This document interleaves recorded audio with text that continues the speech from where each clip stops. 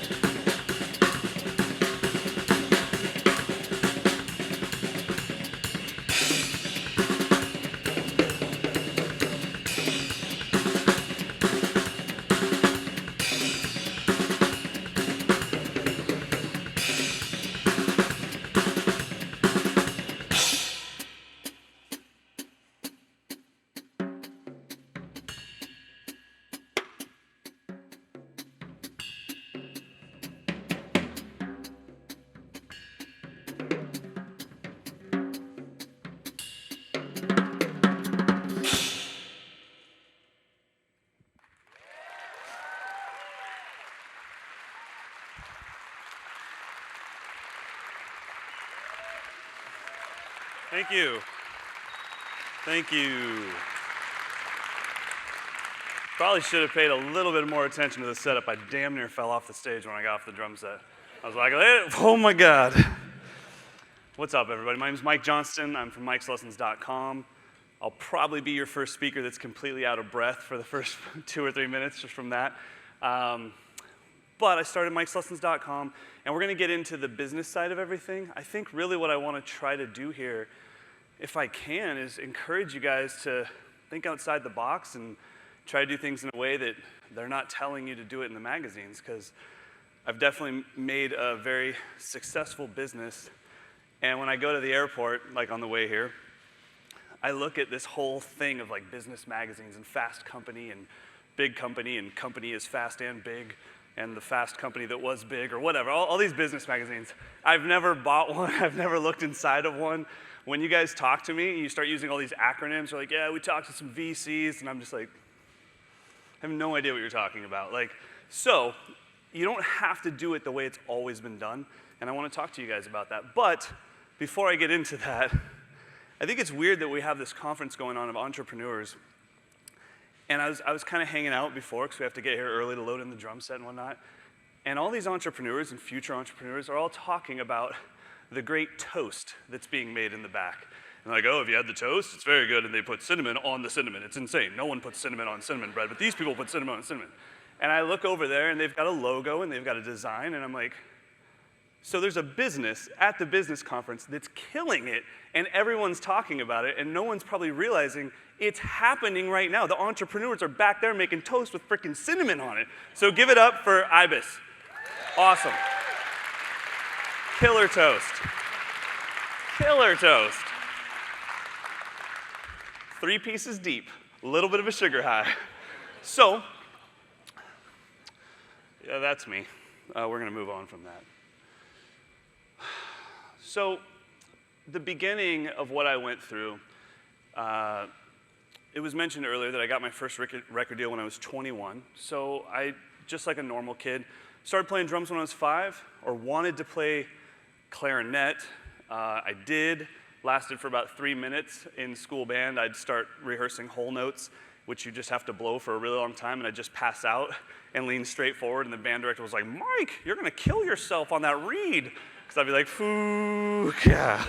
And so he's like, just go back to the drums. I don't know why all my teachers have this high-pitched voice. It'll show up throughout the talk. And anyone that's from a different country will sound like this. I don't know why, but they all sound like this in my head. Whether they're from Germany or Russia or Poland, it all is like that. So those 2 voices will show up, this one and that one. So I got moved to the drums, and I didn't actually get to play drums. I played bass drum. So you get this giant furry mallet, and you just go doom, doom, doom. And then the cool chick, Candace Alpert, she was over here, and she got sticks, and she was on the snare drum. So I was like, that girl's going down next year. I got to take her out. So I started playing drums. My parents supported it. My parents had just gotten a divorce. And my dad was like, you want to put a drum set at mom's house? That's a fantastic idea. Let's go right now to the music store and get you a drum set, son.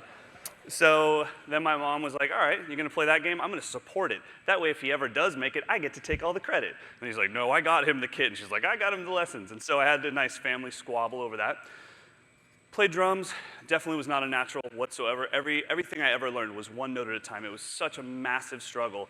Whatever was being taught in my school or in my private lessons, all of my counterpoints were learning it twice or 3 times as fast as me. So there was a little embarrassment of like, is this a learning disability or what's the problem? I just learned eventually it wasn't a learning disability. I'm just not natural at the drums. I'm not meant to play this instrument. So what? It doesn't mean I can't play it. It just means it's going to take a little more work than anyone else. That was a great learning experience for me, because when it came to business, it was the same way. I didn't freak out just because I was failing in business. I just kind of thought, well, it's going to take more work than everyone else. And the one thing that all of you guys can control right now, some of you are talented at business, some of you have a knack for it, some of you grew up with it in your family, and some of you didn't at all. And the only thing you can control, because you can't control how talented the person sitting next to you is, but you can outwork them. You can control that. You can stay up later than them. You can just assume, I think that dude's asleep now. Now I kick it on. And that's what I did. And we'll talk about that later. So, did the drumming thing. Then at 21, I got my first record deal with my local, high school band, and we got signed to Hollywood Records, which was owned by Disney. So the finances were massive, and we still had a record industry at the time. This is 1997, 98. So it was millions of dollars being put into your band. Another business lesson. Like, I can either be the drummer in this band, or I can be the guy that's paying attention to what's happening in this band and watch the influx of money coming in and how are they spending it, how are they using it for promotion. They signed us to Vivid Entertainment, which was a porn company, and they signed us, since we were with Disney, we were on the Disney Channel all the time.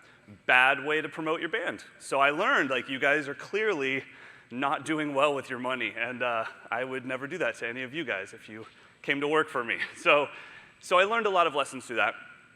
But the whole time I was touring, we were opening for my band was never very big, but we were opening for all the big bands, so it was constantly out with Blink-182 or Foo Fighters or Rage Against the Machine or whoever was big at that time. And we'd play to 10 to 20,000 people a night, and I would feel nothing on stage. I was like, that was cool. And I could see, because when you're on the drums, unless it's like this, you're always in the back. So you can see everything. And I could see my best friends having the times of their lives, just enjoying every minute of it.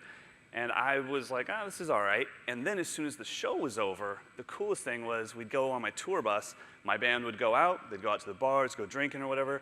And I'd gather the other drummers from the tour and put them on the bus, and we would work on stuff. And I would show them things that I was working on. I would teach them lessons. And that was what got me through those 6 years, was waiting for that part to happen at 11 p.m. And so eventually I realized, man, just because this is the world's dream for me, this isn't my dream. I'm getting chills and kind of freaking out every time I teach something, but then when I play on stage to 20,000 people, I feel nothing. So maybe teaching is where it's at for me. So I left my band, and I left touring behind, and we still had another album left on our record deal, so a lot of more money coming in. I quit all of that to go teach private drum lessons. And I was stoked. It was a little bit of an economic shift going back down to things, but your startup disc is wicked full, so you're gonna have to work on that over there. So I was super excited about, the opportunity to like teach. Sit in a room with a kid and just sit there watching the kid struggle, and be like, I can crack this code. I know I can crack this code. All I have to do is figure out what's happening in their body, because I must have gone through that, right? Whatever that kid is going through, if I was terrible at the drums and now I can play them, I must have gone through that. Because there is no such thing as you're better than me or you're worse than me. That's not even possible. Like, you could never be better than me and you could never be worse than me. The only thing you can be is earlier than me or later than me. I look at the starting of my drumming career when I couldn't play right here, and then I look over here at this guy named Buddy Rich. He's the greatest the world ever knew. So we're all on this same journey, on this same timeline of drumming. So when I watch a kid play drums, I just think, oh, you're earlier than me, man. That's really cool. I remember what my limbs felt like when I was doing that. And I don't think a lot of educators feel that way.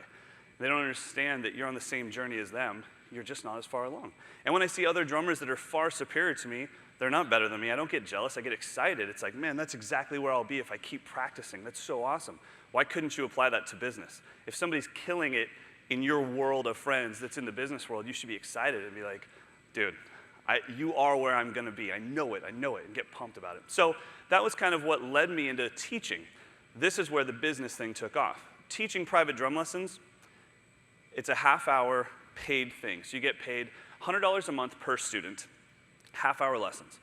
Well, a store only has so much availability for you to teach. So I got to 60 students. That's $6,000 a month, minus the 20%, so it leaves me at $4,800. 20% goes to the store. So I'm making $4,800 with 60 students. That's 30 hours a week. Leaves enough time for gigging. Then I got to 70 students. Well, now I've maxed out the store. I can't get any more students. So I'm maxed out with my income. I can never make more money. And that really drove me nuts, because I wanted to be in a situation where if I wanted more money, I just should work harder, and then I get more money. If I wanted more students, I just work harder and promote harder, and I get more students. Well, now I'm maxed out. I've got a waiting list. I can never make another penny. Around this time, I started doing tiny, tiny little 2-day tours, and there was this new website that had just come out. So I would tell my students, okay, guys, this is about 7 or 8 years ago. Okay, guys, I have to go on this 2-day tour. I won't be able to make it to your lesson on Wednesday, but I filmed your lesson, and I put it on this new website called www.youtube.com. And the parents were like, what is that? And I'm like, don't worry, it's nothing bad. It's a place where you can park videos, and the world can watch them. And now that seems like stupid now, but trust me, parents were freaking. They're like, I'm not letting my child watch youtube.com. And I'm like, Yeah, you will. And I had to spell out the whole URL and everything. So what happened was I showed that to 3 or 4 kids, and I'd get back from these 2-day tours, and that video that I showed to 3 or 4 kids had 20,000 views. And I was like, well, that's got to be a glitch in the, I mean, YouTube won't be around much longer anyways, I'm thinking, so maybe they just don't have their algorithms right, it's not a big deal. And then it had 30,000 views and 40,000 views. When it got to like 300,000 views for a drum lesson, trust me, even right now in the YouTube world, drum lessons are not a cool thing. Like drumming, cool. Me teaching you how to drum, not cool. So when it got to 300,000 views, I was like, what the heck? When it got to 500,000 views, I said, what the hell? When it got to 1 million views, I was like, I want $1 from each one of those. And that's when the business started. So this is super important, the I wish principle. This is something, I don't know if it's real, I made it up on the plane here. So the I wish principle for me is anytime I say the words I wish out loud, that's my moment to act, right then. If I say, man, I wish there were drum lessons online, I'll make them. I wish there was this stuff that could just hold my bass drum pedal down to the carpet. I'm going to invent Velcro. So anytime I say I wish out loud, that's my moment to act. And it's your moment to act, because if you wish for something, there's a really good chance that other people wish for it too. So I thought, well, I wish my favorite drummers would make online drum lessons. I would buy them. At this point in time that I was starting to think of this idea to make my own business, a typical drum DVD was $50 for the DVD. They're super expensive. We are in a little mixed company here, but in the drum world, $50 is very close to $2 million to rich people. You don't have $50 to spend on a DVD. At the time, there was no big internet, there was no pirating. You had to buy the DVD or videotape. So I thought, like, but that DVD has all this information, and I only want this little part. When I buy the Latin DVD, I just want to learn the mambo. I don't want the other 9 hours of stuff about Cuba. I just want the mambo. So my wish was, I wish my favorite drummers would just sell me the mambo. Come on, just give me the mambo. I don't need anything else, and I'll pay whatever it is. So that was my concept. I'm going to do that. I'm going to take what would be all the 40 chapters of a DVD, and I'm going to film them individually, and I'm going to sell them all for $1.99. The biggest part about this is that might be your business concept, but let's say that is your business concept, whatever it is, because we've had a lot of talks about actual products. Well, I was the product, so that might be the case for you. You might be the product. Well, who's going to buy it? Great, I've got an awesome business idea. Seems pretty simple. I make a cool product. You buy it for $1.99. That's not too expensive. You download it. Sweet chicken gumbo. Here's the problem. Who's buying it? Do you have any followers? Do you have any fans? Do you have influence over anybody? That's where YouTube came in. That's where social media came in. I had to create those things. I had to build trust. So I spent 3 years on YouTube building trust, not asking for money, just putting out quality educational video after quality educational video, never mentioning Mike'sLessons.com, never mentioning anything, waiting for the organic marketing to take place. And what I wanted was, I was just waiting for that day that you would say, hey, I really like this. Do you have any more? It's like, yes, I do. And they're over at Mike'sLessons.com. Come on over. Because the one thing that most people don't know about my business, it's the most successful educational music business in the world right now. And no one knows, because I never talk at business conferences, the drummers and all the musicians, they don't know that I've never spent a dime on advertising. I've never had an ounce of funding. Everything I've done has been one dime at a time. And so it's really important for me when I see other people that they see what my finished product, they see the end result, and they go, I'm going to do that. I'm like, well, you're going to lose a lot of money because you're going to put $200,000 or $300K into getting the same cameras I have, the same lighting, the same stage, the same facilities that I have, and you have no one to buy the product. And so that comes down to building trust, and so we're going to talk about that more in just a little bit. So the one thing that is really important for all of you guys as you grow is that you practice your craft. I don't know what your craft is. You know, if your craft is building a physical object, get better at it. Really get better at it. If your craft is speaking and motivating people, study speakers, get better at it. If your craft is making dope-ass toast, learn more about dope-ass toast. What are they doing in Poland right now? I'm sure there's some crazy toast sauce going on right now in Poland. You better learn about it because someone else is going to bring it here. And so that's kind of practicing your craft is so important. For me, I wanted to show you kind of the things that I practice because maybe it'll relate to you and maybe it'll just kind of fire something off where you're like, I could totally do that in my industry and what I'm doing. So, multiple explanations. I'm a teacher, I'm an educator. So, when I educate somebody on something and they go, and I'm like, you don't get it, do you? And they're like, mm-mm. And it's like, okay, don't worry about it. Think of it like this. Think of it like this. And I keep saying, try it like this. And I have to have multiple explanations for everything I teach. Let's say that you guys are probably a smart crowd. Let's say, sorry, that was a jab at drummers. I'm really used to giving these same speeches to drummers where I have to slow down. So, let's say that I wanted to explain to you how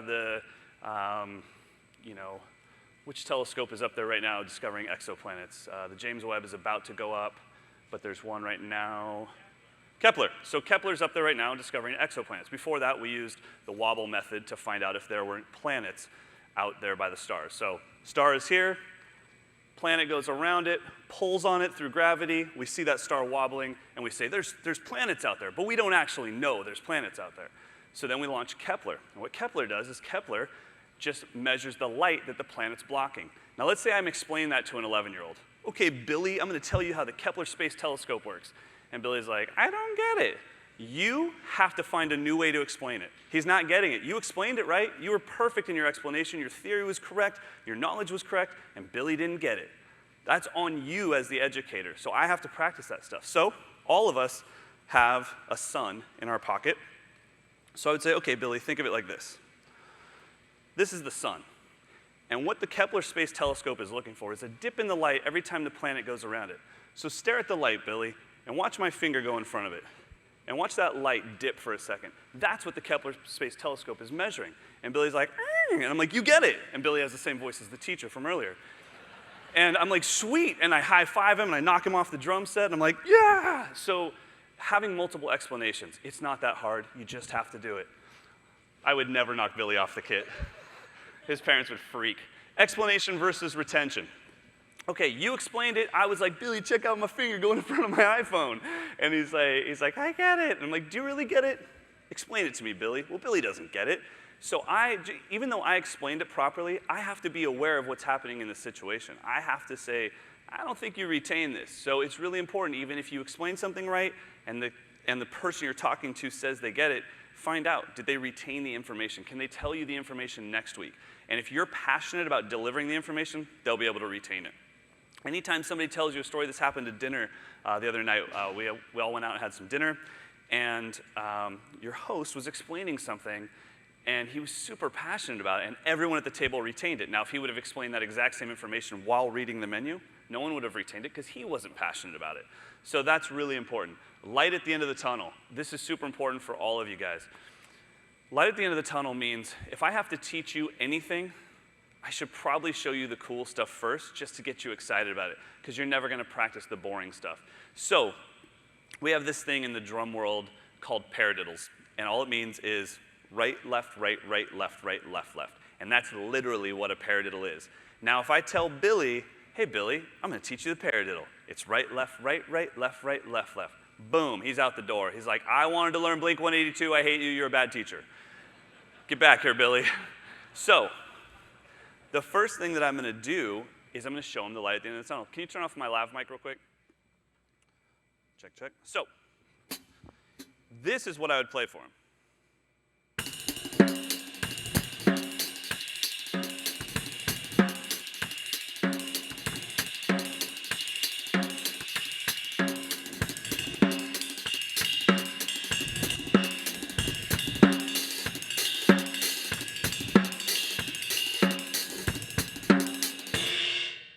And then, after that, I wouldn't say nothing. And Billy would be like, what was that? And I'm like, oh, that little biscuit? That's a paradiddle. What's a paradiddle? He's like, Billy, everybody knows paradiddle. And he's like, I don't know paradiddle. I'm like, oh, come on, Billy. I already knocked you off the throne once. Don't make me do it again. Billy's like, I want to learn that. So it's like light at the end of the tunnel. Show them what it's going to become rather than just taking them through vegetable, Brussels sprout, broccoli. Ooh, we got a little bit of chicken. Oh, there's some potato. 9 months later, there's chocolate cake. What? Bad move. Grab the chocolate cake. Put it over here. And Billy's like, I want that. I'm like, sweet. We got to eat these first, buddy. So, light at the end of the tunnel. Freedom of technique. This is the last thing I'll talk to you guys about.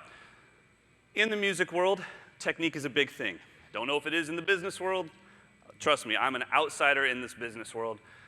Freedom of technique means learn all the techniques for everything and allow the people around you, whether they be your staff or whatever, in my case students, to explore those techniques and find their own path. That's where the creative process will grow. If I try to make clones of myself, I am stripping this entire instrument of its art form. The art form is the freedom to do whatever you want with the knowledge you have. I will show you all the proper techniques. I'll show you the ones that I use. I'll tell you why I use them, and then I will let you go on your own. To think that my bass drum pedal technique in my size 11 shoes is gonna work for Shaq with size 24 shoes, that's a bad move on my part. That dude's foot is this big. So I can't be like, no, Shaq, this is the only way to do it. Just calm your 7'9" butt down.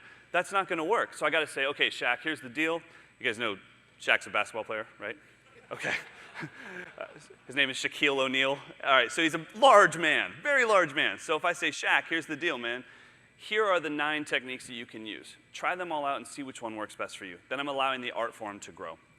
So I just wanted to share that with you because I practice teaching every day, and I'm on, the covers of magazines for being like Teacher of the Year, and it's like, is that when you stop?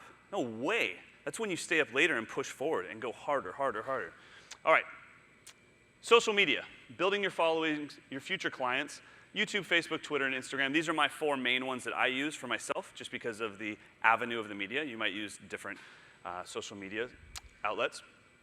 This stuff is super important because I'm seeing a lot of people use apps that push a message to all of these, and that is like one of the worst things you can do if you're trying to build trust. Building trust is so important. People right now in social media will run from you the second that they smell that you're selling something, so you have to be really careful.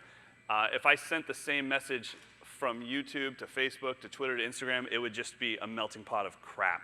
So YouTube, that's my way to really connect with people on camera. And one of the things that I do, I don't repurpose content and put it on YouTube. I make videos for YouTube. The first thing I say in the video is, what's up YouTubers, Mike Johnston here, hanging out at the Mike'sLessons.com facility. In that one sentence, they know I'm talking to you. I made this content for you. You subscribe to my YouTube channel, that makes you special. This is not a cut from my DVD that I put on YouTube. This is not something I made for Facebook that I put on YouTube. I made this video for you. Super important. Facebook. Facebook allows me to elaborate on my feelings. Be cautious. No one cares really what you think, but if you have some things where you're like, man, this is inspirational, I can elaborate, which I can't do on Twitter. On Facebook, I can elaborate, I can get a little more personal, and it's very simple to respond right away. And the people that are massively in love with Facebook, they mainly use Facebook, so they might not see your message on Twitter or Instagram. Twitter, time and place, that's it. I never get personal on Twitter, I never talk, I never say, oh, I really feel that right now the world could use a little more hugs and some great toast. I never would say that on Twitter, never. Twitter would be like, October 21st, I will be in Paris performing at the Moulin Rouge. I don't know if that's the date, but I know that pretty soon I have to be in Paris performing there. So that's what Twitter's for, date and place, for me. Instagram, that's like voyeur. You get to see inside my life. What did you get to see if you were my Instagram follower? On the way here, you got to see inside my man purse, and people were like, oh, I didn't know you used that practice pad. And I was like, well, welcome to Instagram. Now you know what's in my bag. And they're like, is that prescription medication? And I was like, nope, they're gummy vitamins. So that's what Instagram's for me. But the lesson here, guys, is do not treat all of these outlets as the same. Don't use an app that pushes everything to the same place, because these are individual things with individual fan bases, and that's really important. In the building trust thing and branding, the one thing that I see a lot, especially on social media, is horrible pictures of people that want to become professionals at something. Professional business people, professional musicians, professional, race car drivers, whatever. They want to be taken seriously, and they have horrible pictures. You know how cheap it is right now to hire a photographer to take a good picture of you? Almost everyone, yeah? We get a little clap? All right, brother, nice. Hire people to take pictures of you. It's so worthwhile. And everyone right now has like a Canon 5D or maybe a Canon T5i, or they got the new Panasonic GH4 and 4K and all that. Everyone's got great cameras. Just take good pictures of yourself. Me posing next to some rich dude's Ferrari, not a cool picture. You think it is, you're like baller status, and everyone's like, but you don't have that car. And it's like, I do right now, until he gets outside. And so that's not cool. That's not telling parents that I'm professional. I want to show you what I mean by that. This picture right here, yeah, baby. Ladies, calm down. I'm married. That was taken a couple of weeks ago. I was at a clinic, and I was getting all set up for a clinic just like this. Guy runs up with his camera phone, boom. That shows up on social media. I get tagged in it. As soon as I'm tagged in it, I have, total social media-wise, hundreds of thousands of followers. It gets spread, so I have to immediately untag myself. That is not the image of myself that I want out there. It's not that I'm like doing anything crazy. I'm not wearing like a smoke weed t-shirt or anything like that. It's just, it's grainy. It doesn't look like a professional photo. 3 days after that, I hired somebody to take this photo. Bam. Okay. That was 3 days later. Now, if you were a parent getting ready to maybe allow your son or daughter to sign up for online drum lessons, who would you take lessons from? Would you take lessons from that guy?